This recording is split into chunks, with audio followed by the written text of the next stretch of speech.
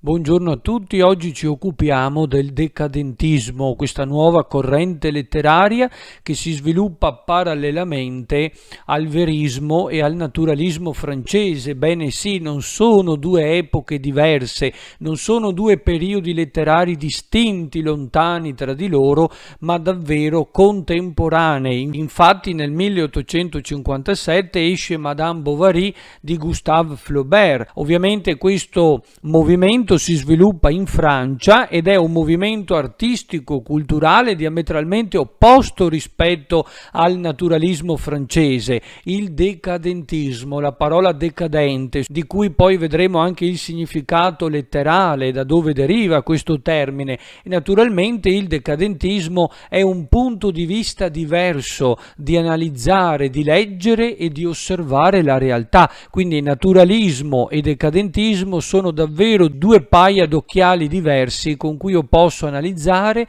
e interpretare la realtà, ma sono contemporanei. In Francia abbiamo il simbolismo, il quale indaga quella componente irrazionale, gli abissi dell'anima, la parte più interiore, più nascosta di ciascuno di noi, e si sviluppa tra il 1870 e il 1880 fino agli inizi del Novecento, quindi siamo davvero contemporanei al naturalismo francese. Ricordiamo tutti che nel 1880 Émile Zola scrive il romanzo sperimentale, il saggio manifesto del naturalismo francese, perché è proprio lì che Émile Zola elenca quali siano i punti salienti, i punti focali del naturalismo francese. Colui che apre la strada al decadentismo è stato Charles Baudelaire. Ricordiamo tutti nel 1957 I fiori del male, Les fleurs du mal. Molti di questi autori, degli artisti, dei poeti riconoscono la crisi dell'uomo moderno, la crisi del secondo Ottocento che si sviluppa a più livelli. Abbiamo una crisi storica, la crisi del positivismo, ma anche la crisi dell'artista. Poi ragioneremo sul ruolo del poeta, che cosa resta al poeta, cosa deve fare, e Umberto Saba dirà la poesia onesta. Comunque è una crisi storica perché è un periodo di decadenza, di declino. Verlaine dirà io sono l'impero alla fine della decadenza, ma è un periodo di grave crisi perché stiamo vivendo la seconda rivoluzione industriale, quindi è il periodo della grande città tentacolare, il cuore pulsante della modernità. Per esempio nel 1863 viene costruita la prima underground a Londra, quindi la prima metropolitana, e abbiamo la capitale culturale, politica, economica e sociale più importante, che è la città di Parigi, simbolo di progresso. Vengono aperti i boulevard, abbiamo la nascita della Ville Lumière, quindi grazie all'illuminazione elettrica. Quindi è un luogo anche di conflitti politici. Ricordiamo la Comune di Parigi, una rigida stratificazione sociale, quindi abbiamo non solo la borghesia, non abbiamo solo l'aristocrazia e la borghesia, ma anche il proletariato e il sottoproletariato urbano. Quindi la città diventa il luogo del capitalismo, dove i padroni sfruttano i loro operai all'interno delle fabbriche, si diffonde la logica del profitto, la struttura capitalistica della società e dell'economia, ma è anche la crisi del positivismo, perché non c'è più quella fiducia cieca e totale per la scienza e la tecnica, soprattutto al giorno d'oggi. Tutti puntano alla scienza e alla tecnica, ma stiamo vedendo quali sono gli effetti e dove stiamo andando a finire. Siamo sempre più lobotomizzati, sempre meno presenti a noi stessi, incapaci di utilizzare il pensiero critico, di ragionare, di riflettere, ma ci adeguiamo al pensiero degli altri. Invece no, dobbiamo tornare ad usare la nostra ragione, e quindi i decadenti vivranno in opposizione alla società, tenteranno di distinguersi, non di confondersi nella massa. E questo è il messaggio che vi voglio dare: distinguetevi, non confondetevi mai in mezzo alla massa, difendete, combattete per le vostre idee, non lasciatevi sopraffare dalla massa, da quello che pensano tutti solo per essere accettati, perché non è questo che bisogna fare nella vita. vita. Il positivismo, ciò che è posto da positum est, ciò che mi è dato, non mi basta più conoscere la realtà sensibile attraverso i cinque sensi, ho bisogno di qualcosa di più, è la perdita della fiducia cieca e totale nella ragione e nel progresso scientifico, perché il positivismo, la scienza non mi danno la felicità, è incapace di indagare la componente psicologica, perché io continuo a soffrire, perché anche nella società moderna del cellulare, del tablet, in un periodo in cui siamo sempre di fretta, non abbiamo più né tempo e né voglia di pensare, in realtà siamo comunque infelici, spesso in mezzo a una folla ci sentiamo soli, proprio per questo motivo, perché non abbiamo più il tempo di coltivare le relazioni vere, autentiche, dove l'io entra in contatto con il tu, ma sono tutte relazioni superficiali, anche quelle amorose che durano pochi mesi o che finiscono addirittura in tragedia. Poi la logica del profitto rifiuta naturalmente l'arte e la bellezza. Che cosa ci ha detto Verga? L'arte diventa un lusso per scioperati, per coloro che hanno tempo da perdere, e infatti l'arte produrrà il simbolismo francese, quindi attraverso i simboli e le metafore cercano di indagare le parti più nascoste della nostra psiche, e la bellezza, che viene disprezzata e rifiutata, produce l'estetismo. Ecco che l'esteta, vedremo D'Annunzio, il quale cercherà in tutti i modi di distinguersi dalla massa, vivrà la vita inimitabile e il suo motto sarà: dovete fare della vostra vita un'opera d'arte. L'epoca moderna, la città tentacolare, che cosa significa moderno? Significa dal latino ora, e sul momento, essere al passo con i tempi, quindi ciò che è attuale, e l'epoca moderna vive i miti del progresso, della produttività, della dinamicità, del profitto. Vedremo anche i futuristi, noi cantiamo il pugno, inneggiamo alla guerra, ma soprattutto alla velocità, alla macchina, tutto ciò che si muove, che è dinamico, che è veloce, alla rapidità. Ed è il periodo anche della pubblicità, iniziano ad essere affissi i primi manifesti, si esibiscono e si vendono grandi quantità di merci, soprattutto nei grandi magazzini, che piano piano prenderanno il sopravvento e faranno sparire le botteghe artigiane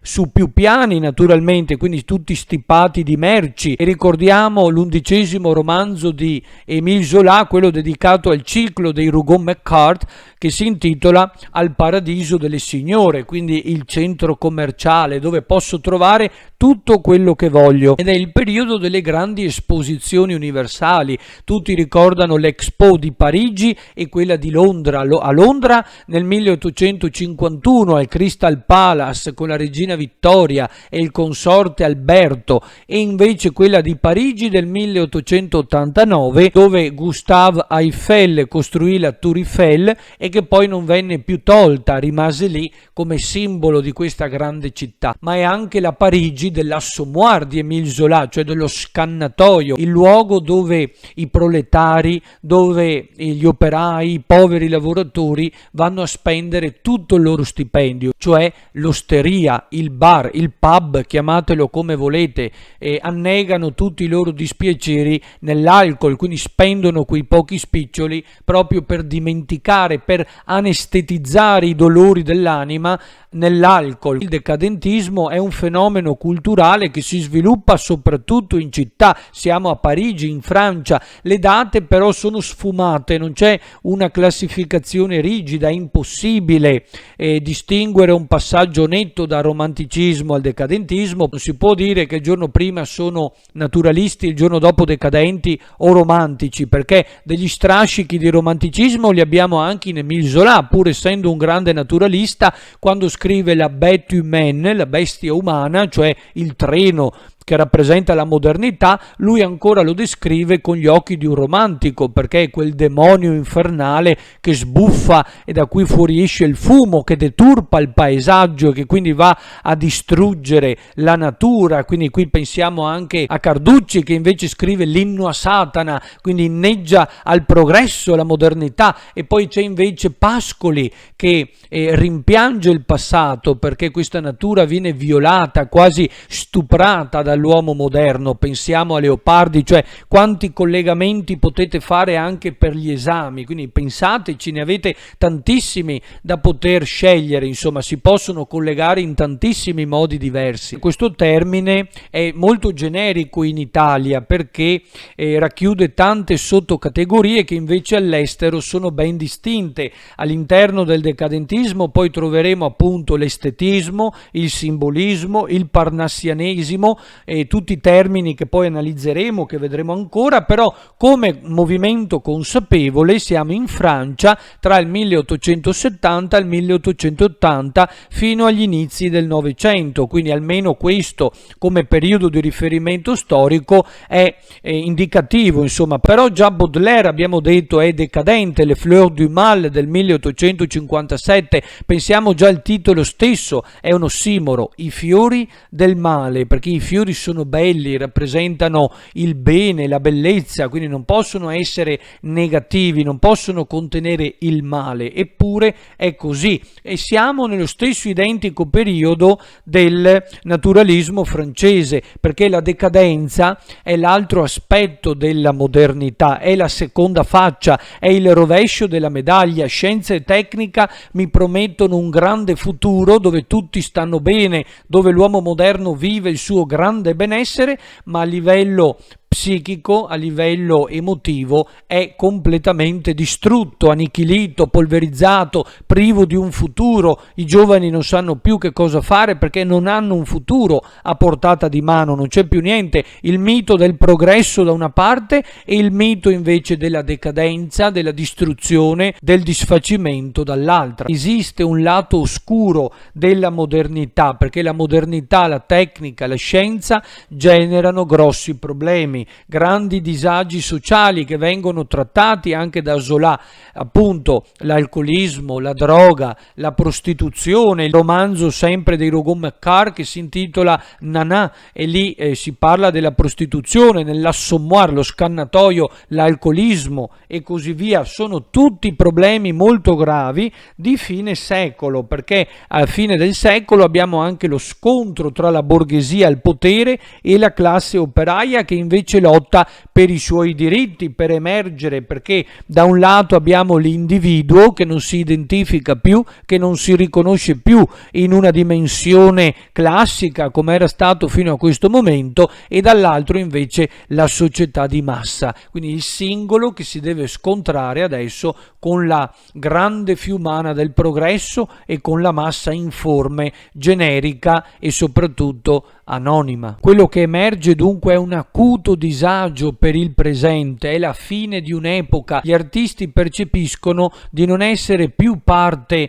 di una società che li apprezza, non sono più integrati in essa, perché adesso l'artista viene emarginato, messo da parte, ha perduto, come dice Baudelaire, la sua aureola, è un angelo che viene detronizzato, è un dio che è stato spodestato dal suo trono, è l'albatro che viene tirato giù, a cui viene messo il cappello in testa, la pipa nel becco, ed è deriso e schernito dalla società. Pensate ad Aldo Palazzeschi: gli uomini non chiedono più nulla dai poeti, e lasciatemi divertire. Sempre lui dirà anche: sembra che parliate giapponese, l'incomunicabilità, l'incomprensione, non si riesce più a dialogare, a farsi capire, quindi viene emarginato. Gli autori di questo periodo, in particolare i simbolisti, pensiamo a Paul Verlaine che nel 1883 in Languore, pubblicato sul periodico Le Chat Noir,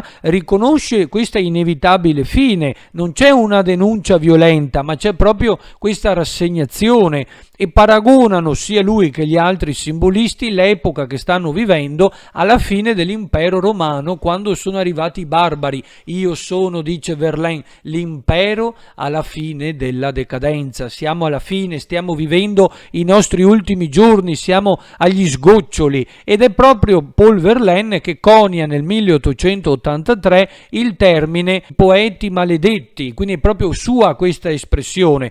Oltre a lui abbiamo anche Rimbaud, Foucault e Mallarmé naturalmente, ed è il rifiuto di questo tipo di società, e la sfidano adottando uno stile di vita anticonformista. Non c'è più rispetto delle convenzioni da parte loro, quindi vivono una vita quasi anche di stenti, vivono seduti per strada e quindi disprezzano le regole, non si adeguano, non si conformano a quello che la società impone e non fanno ciò che si aspetterebbe da loro. Però a differenza dei romantici, loro sanno di non essere più maestri di vita, sanno di non essere più poeti vate, hanno preso coscienza, sono consapevoli di non essere più portavoce della società, perché sanno che nessuno li ascolta e quindi non hanno più nulla da insegnare, proprio perché sono diventati inutili. Ecco quindi perché Oscar Wilde dirà che l'arte è inutile, proprio perché non c'è più un fine educativo, non devo più educare, educere, tirare fuori. Se non mi ascoltano, cosa posso tirare fuori da loro? Assolutamente niente. Si percepisce tutta la noia, il languore, l'indolenza, quello spleen di cui parla anche Baudelaire, e l'io si ribella contro la massa, contro questa società, e nasce la flânerie. Chi è il flaneur? Il flaneur è il poeta che tutto il giorno vaga da un lato all'altro della città per le strade senza meta, cioè mentre per il borghese la cosa più importante è il profitto, quindi è produrre denaro, quindi non bisogna perdere tempo perché il tempo è denaro, lui che cosa fa? Vaga per la città senza meta, in aperta opposizione, in contrasto a ciò che la società pretenderebbe da lui. E quindi la flânerie è quel camminare svagato, svogliato, senza meta tra la folla, e lo spleen, appunto, che citavo prima, quel senso di profonda insoddisfazione interiore, quel male di vivere, come poi verrà chiamato invece da Montale, quella sensazione che non mi abbandona mai e mi sento solo, a disagio, sempre fuori posto, anche in mezzo alla folla. Che questo è già una prima grande differenza con i romantici. Loro pensano ancora di essere portavoce della società e lo sono, questi invece sanno perfettamente di aver perso questo ruolo e non lo sono più. E poi andremo avanti, insomma, tratteremo il resto nelle lezioni successive. Buona giornata e ci vediamo presto. Arrivederci.